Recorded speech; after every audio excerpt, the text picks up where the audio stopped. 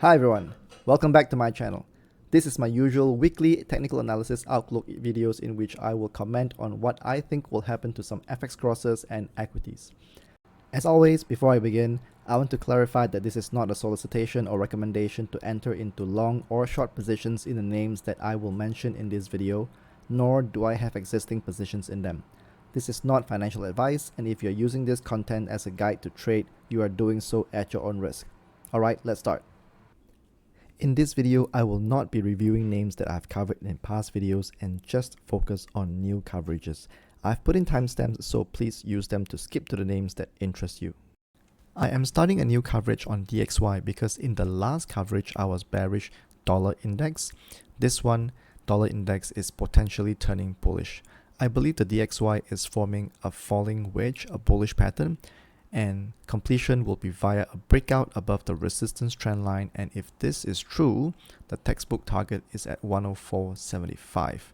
There is a resistance also at 101.96 thereabout that can reject the dollar index lower, and if true, this could raise the risk of forming another bullish pattern, but we will explore that when that happens.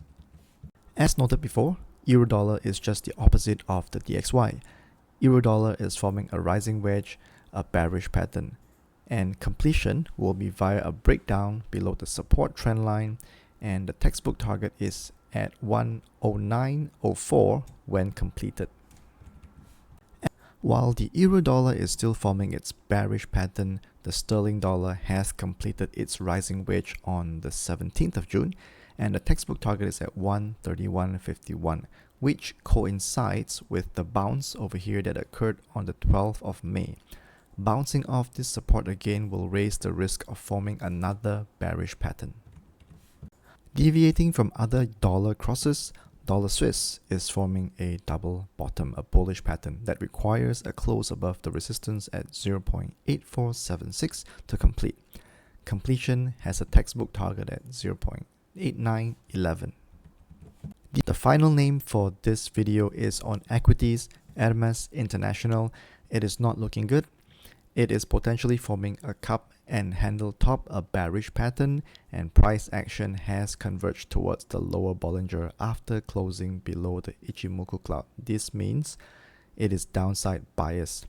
Closing below the support at 2097 will complete this bearish pattern that has a textbook target very low at 1239.5, and of course there are supports at 1639 as well as 1895 that can bounce Hermes higher when tested.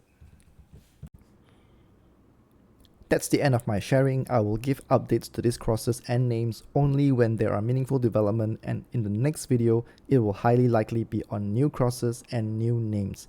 If you like what I'm doing, please help me out by giving me a like, please subscribe and hit the notification button for more videos like this.